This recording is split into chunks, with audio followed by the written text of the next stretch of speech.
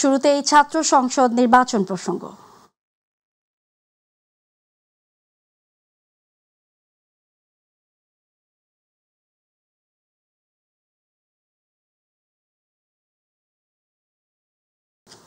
ঢাকা বিশ্ববিদ্যালয় কেন্দ্রীয় ছাত্র সংসদ ডাকসু ও হল সংসদ নির্বাচনের ভোট গ্রহণ শেষ হয়েছে। সকাল ৮টায় শুরু হয়ে বিকেল ৪টা পর্যন্ত শান্তিপূর্ণ পরিবেশে ভোট নেওয়া হয়। এখন চলছে ভোট গণনা। সকাল থেকে ভোট কেন্দ্রে ছিল ভোটারদের লম্বা লাইন। ভোট গণনাতে রয়েছে উৎসুক বিপুল সংখ্যক শিক্ষার্থীদের ভিড়। বিশ্ববিদ্যালয় ক্যাম্পাসে বইছে উৎসবের আমেজ। এস.এম. আরিফের রিপোর্ট। উৎসব মুখর পরিবেশে সকাল ৮টা থেকে শুরু হয় ডাকসু নির্বাচনের ভোট গ্রহণ। ভোট শুরুর আগে থেকেই ভোটাররা কেন্দ্রগুলোতে আসতে শুরু করেন। প্রায় প্রতিটি কেন্দ্রেই ছিল দীর্ঘ সারি। সকাল থেকে নির্বাচনে বিভিন্ন পদে প্রতিদ্বন্দ্বিতাকারী প্রার্থীরা ভোট কেন্দ্র ঘুরে দেখেন। এ সময় জয়ের ব্যাপারে আশাবাদ ব্যক্ত করেন সবাই।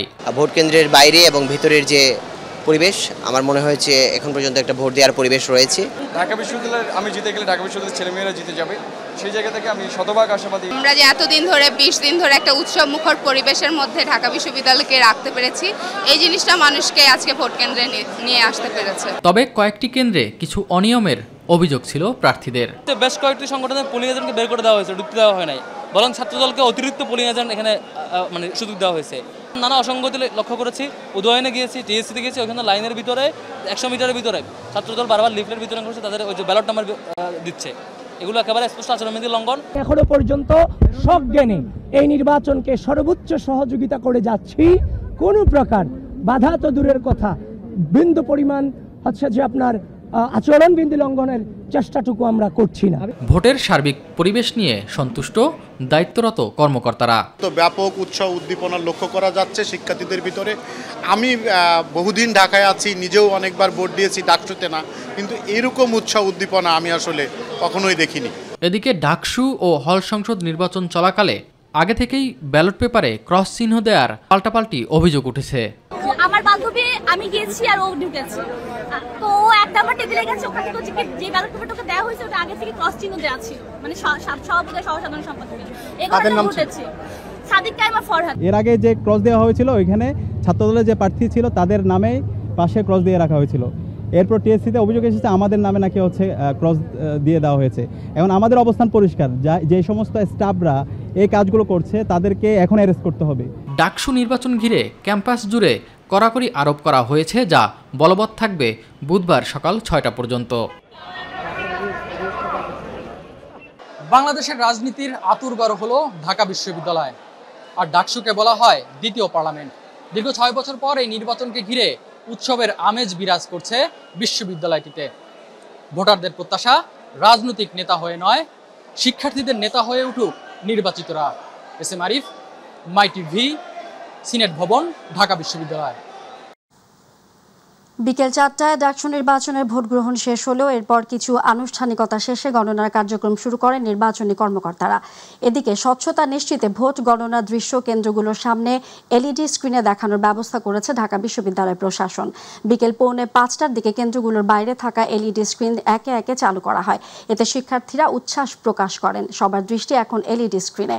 এদিকে ভোট গ্রহণ শেষ হওয়ার পর থেকে সব কেন্দ্রের সামনে প্রার্থী ও শিক্ষার্থীদের উপচে পড়া ভিড় লক্ষ্য করা যায়। তারা ফলের অপেক্ষায় রয়েছেন। ভোটে কে জিতবেন তা নিয়ে চলছে জল্পনা কল্পনা।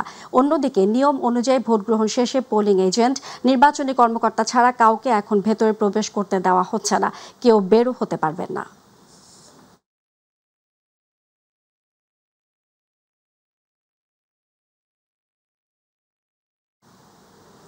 দর্শক, ডাকসু নির্বাচনের ফল গণনার খবর জানতে এই মুহূর্তে ক্যাম্পাসে রয়েছেন সহকর্মী আফজাল হোসেন। আমরা সরাসরি যুক্ত হচ্ছি তার সাথে। আফজাল, ভোট গণনা সহ ডাকসু নির্বাচন কেন্দ্রিক আপডেট আর কি খবর আছে আপনার কাছে, আমাদেরকে জানাবেন।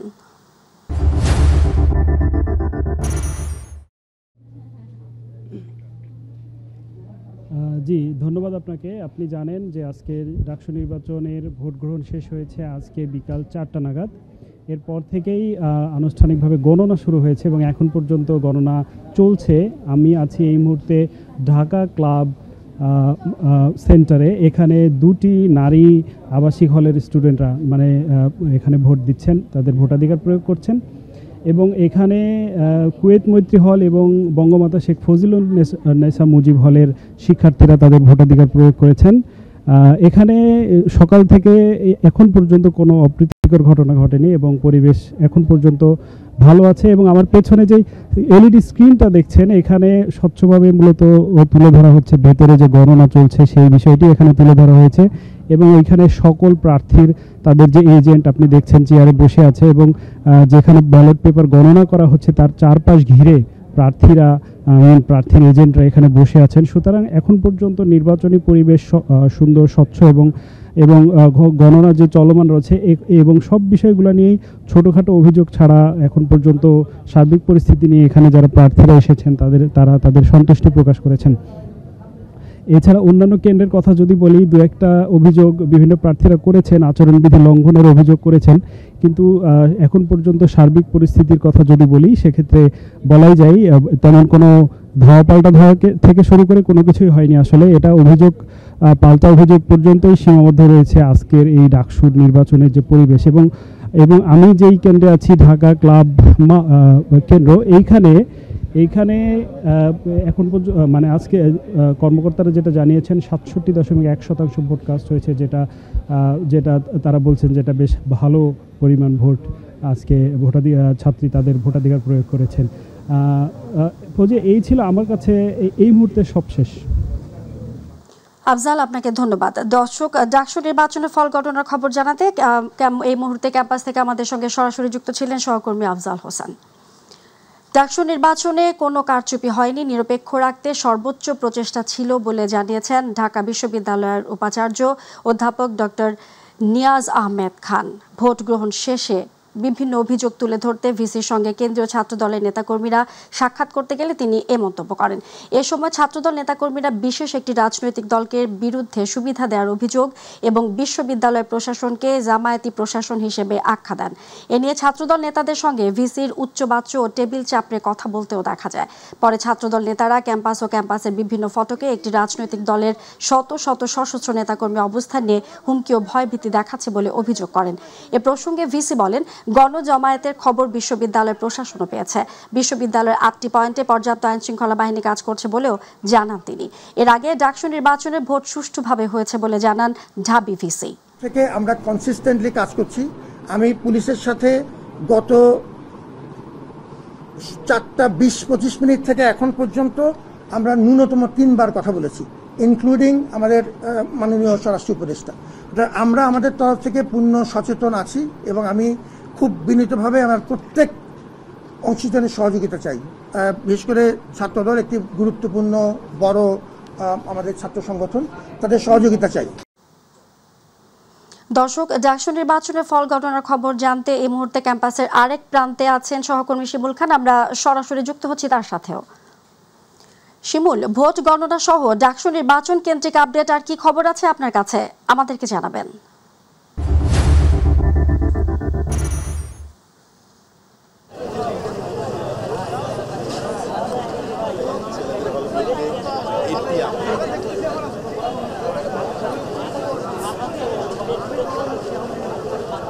ফজিয়া, আপনাকে ধন্যবাদ। আপনি আমার কাছে যেমনটি জানতে চেয়েছেন ডাকসু নির্বাচনের ফল গণনা সেটি প্রত্যেকটি কেন্দ্রে চলমান রয়েছে এবং এর আগে যদি একটু বলে রাখি, সকাল 8টা থেকে ভোট গ্রহণ শুরু হয়, সেটি 4টা পর্যন্ত বিরতিহীনভাবে ভোট গণনা চলে। এর মধ্যে কিছু অভিযোগ পাওয়া গেছে, পাল্টাপাল্টি অভিযোগ পাওয়া গেছে। সেই অভিযোগগুলো হচ্ছে যে ব্যালট বক্সে অর্থাৎ ব্যালট পেপারে সিল মারা ব্যালট পাওয়া গেছে, সেটি সাদিক কায়ুম এবং ফরহাতের বিরুদ্ধে এমন অভিযোগ কিন্তু করেছে ছাত্রদল মনোনীত ভিপি প্রার্থী আবিদুল ইসলাম। তিনি মধুর ক্যান্টিনে সংবাদ সম্মেলন করে এই অভিযোগ করেন এবং এই বিষয়গুলো নিয়ে প্রশাসনকে বারবার জানানো সত্ত্বেও প্রশাসন কোনো ধরনের ব্যবস্থা নেননি। এবং কিছুক্ষণ আগেও ছাত্র শিবির অর্থাৎ শিক্ষার্থী ঐক্যজোটের যে প্যানেল রয়েছে সেই প্যানেল থেকে সংবাদ সম্মেলন করে তারাও কিন্তু একই অভিযোগ করেন, অর্থাৎ তাদের বিরুদ্ধেও কিন্তু এই যে ব্যালটে সিল মারা ব্যালট পাওয়া গেছে এমন অভিযোগ করেন। এবং সেই সাথে ক্যাম্পাসে বহিরাগতদের যে আনাগোনা, সেই আনাগোনার কথা কিন্তু উভয় প্রার্থীরাই করছেন। ছাত্রদল প্রথমে অভিযোগ করে বলেন যে দেশের বিভিন্ন প্রান্তে থেকে জামাত ইসলামের বা শিবিরের যারা নেতাকর্মীরা রয়েছেন তারা এই নির্বাচনকে কেন্দ্র করে নির্বাচনে একটি বিশৃঙ্খলা তৈরি করবে, এমন একটু কর্মকাণ্ডে তারা লিপ্ত হতে পারেন এমন অভিযোগ কিন্তু আসলে বাংলাদেশ জামায়াতে ইসলামের শিবিরের নেতাকর্মী বা ইসলামের জামায়াতের নেতাকর্মীদের অভিযোগ করেন। এবং কিছুক্ষণ আগে সংবাদ সম্মেলন করেছেন শিক্ষার্থী ঐক্যজোটের প্যানেল থেকে, কিন্তু একই অভিযোগ করেন। অর্থাৎ আমি যদি টিএসসির আশপাশের এলাকার কথা বলি, শাহবাগে আসলে আমরাও যখন এই ডাকসু নির্বাচনকে কেন্দ্র করে এই ক্যাম্পাসে প্রবেশ করি আমি বিকালের দিকে, তখন আমি জটলা দেখেছি, আসলে বিপুল সংখ্যক মানুষ আমি শাহবাগ মোড়ে দেখেছি। আবার নিউ মার্কেট যে এলাকা আছে, চাংখারপুলের যে এলাকাগুলো রয়েছে সেখানে কিন্তু আমরা দেখেছি। এবং বেশ কিছু বহিরাগত আসলে ক্যাম্পাসে ঢুকে গেছে, কিভাবে ঢুকেছে সেই বিষয়গুলো আমাদের জানা নেই। তবে যখন আমরা ঢুকেছি তখন কিন্তু আমাদেরকে যে পাস কার্ড দিয়েছে সেই পাস কার্ড প্রদর্শন করে কিন্তু আমরা এই ক্যাম্পাসে ঢুকেছি। এবং ক্যাম্পাসে ঢুকেও আমরা বেশ কিছু বহিরাগত লোকজনকে দেখতে পাচ্ছি। আমি এই মুহূর্তে সিনেট ভবনে রয়েছি, সিনেট ভবনে আমি আশপাশের চিত্র একটু দেখানোর চেষ্টা করি। ভোট কেন্দ্র করে আসলে ভোট গণনাকে কেন্দ্র করে সেটি আসলে এইখানে একটু উৎসবমুখর পরিবেশের সৃষ্টি হয়েছে। এর আগে যদি আমি একটু বলে রাখি, আসলে এই ক্যাম্পাসের আসলে যারা শিক্ষার্থীরা রয়েছেন তারা কিন্তু স্বতঃস্ফূর্তভাবে তাদের ভোট অধিকার প্রয়োগ করেন। তারা দীর্ঘদিন পরে আসলে ডাকসু নির্বাচন যে অনুষ্ঠিত হচ্ছে, অর্থাৎ 2019 সালে সেই বিতর্কিত ডাকসু নির্বাচন ছিল, সেই ডাকসু নির্বাচন 2019 সালে হয়েছিল, কিন্তু সেই জায়গা থেকে বেরিয়ে আসে 24 গণঅভ্যুত্থানের পরে একটি শান্তিপূর্ণভাবে কোনো ধরনের বিশৃঙ্খলা না করে এই যে ভোট গ্রহণ হয়েছে, এটি আসলে নিঃসন্দেহে একটি প্রশংসনীয় কাজ। শিক্ষার্থীরা এমনটি বলছেন এবং ঢাবি প্রশাসন সেটি করতে পেরেছে। কোনো ধরনের বিশৃঙ্খলা হয় না। এর আগে যে নির্বাচনগুলো হয়েছে সেই নির্বাচনগুলোকে আমরা দেখেছি ব্যালট বক্স ছিনতাই বা মারধর বা কেন্দ্রের সামনে জটলা করা, কিন্তু এই বিষয়গুলো আমাদের চোখে কিন্তু এবার পড়েনি। বলা চলে স্বতঃস্ফূর্তভাবে ভোট গ্রহণ শেষ হয়েছে এবং এই নির্বাচনে প্রায় 80 থেকে 82% ভোট পড়েছে, এমনটি কিন্তু বিভিন্ন গণমাধ্যমে এসেছে। কিছুক্ষণ আগে এখানে ছাত্রদল মনোনীত যে প্যানেল রয়েছেন, ভিপি প্রার্থী আবিদুল ইসলাম খান এবং এজিএস তানভীর বাড়ি হামিম, তারা কিন্তু আসলে বিপুল সংখ্যক ছাত্রদলের নেতাকর্মীরা প্রবেশ করেছেন। ভোট গণনা কিন্তু শুরু হয়েছে অনেক আগেই, আসলে কোনো কেন্দ্রের ভোট গণনা একদম শেষের দিকে। আরেকটি বিষয়ে যদি অবগত করে রাখি, এই নির্বাচনকে কেন্দ্র করে আইনশৃঙ্খলা রক্ষাকারী বাহিনী যারা সদস্য রয়েছে তারা কিন্তু স্বতঃস্ফূর্তভাবে তাদের দায়িত্ব পালন করছে। কিছু কিছু জায়গায় বহিরাগতরা ঢুকে গেছে, অর্থাৎ কিছু আইনশৃঙ্খলা রক্ষাকারী বাহিনীর সদস্যরা আমার কথা হয়েছিল, তারা জানিয়েছেন আসলে শিক্ষার্থীরা যখন ঢুকে গেছে কোনো এক ফাঁকে এই বহিরাগতরা ঢুকেছে, কিন্তু পরবর্তীতে ক্যাম্পাসে এসে কিন্তু তারা যে বহিরাগতদের চিহ্নিত করে তা ক্যাম্পাস থেকে বের করে দিয়েছে। এবং আসলে এই যে উৎসবমুখর পরিবেশ, এটি আসলে ঢাকা বিশ্ববিদ্যালয়ের শিক্ষার্থীরা ঠিক অনেক দিন পরেই এটি দেখছেন। এখন আসলে সেই অপেক্ষার পালা, শান্তিপূর্ণ ভোট গ্রহণ তো শেষ হয়েছে, সেই অপেক্ষার পরে আসলে ভোট গণনা হচ্ছে এবং তাদের ফলাফল প্রকাশ করবে ঢাবি প্রশাসন। ফৌজিয়া, এই ছিল আমার কাছ থেকে ঢাকা বিশ্ববিদ্যালয় থেকে সর্বশেষ আপডেট। শিমুল, আপনাকে ধন্যবাদ। দর্শক, ডাকসু নির্বাচনের ফল গণনার খবর জানাতে ক্যাম্পাসের আরেক প্রান্ত থেকে আমাদের সঙ্গে সরাসরি যুক্ত ছিলেন সহকর্মী শিমুল খান। যে নির্বাচনের আশা করেছিলেন তা হয়নি বলে মন্তব্য করেছেন ডাকসু নির্বাচনে ছাত্রদল সমর্থিত প্যানেলের ভিপি প্রার্থী আবিদুল ইসলাম খান। ডাকসু নির্বাচনে ভোট গ্রহণ শেষে বিকেলে মধুর ক্যান্টিনে জরুরি সংবাদ সম্মেলনে মন্তব্য করেন তিনি। আবিদুল বলেন, সোমবার যেভাবে সাইবার হামলা হয়েছে তেমনি আজ সকাল থেকে নির্বাচন আচরণবিধি লঙ্ঘনের অপপ্রচার চালানো হয়েছে। প্রার্থীদের কেন্দ্রে ঢোকার অনুমতি থাকলেও রিটার্নিং অফিসাররাও এমন অপপ্রচারে জড়িত ছিলেন বলে অভিযোগ করেন ভিপি প্রার্থী। আবিদুল বলেন, আগে থেকে পূরণ করা ব্যালট থাকার অভিযোগ জানিয়েছেন শিক্ষার্থীরা। শিক্ষার্থীরা। দুটি কেন্দ্রে এমন অভিযোগ এসেছে, সুতরাং আরও কেন্দ্রে রয়েছে।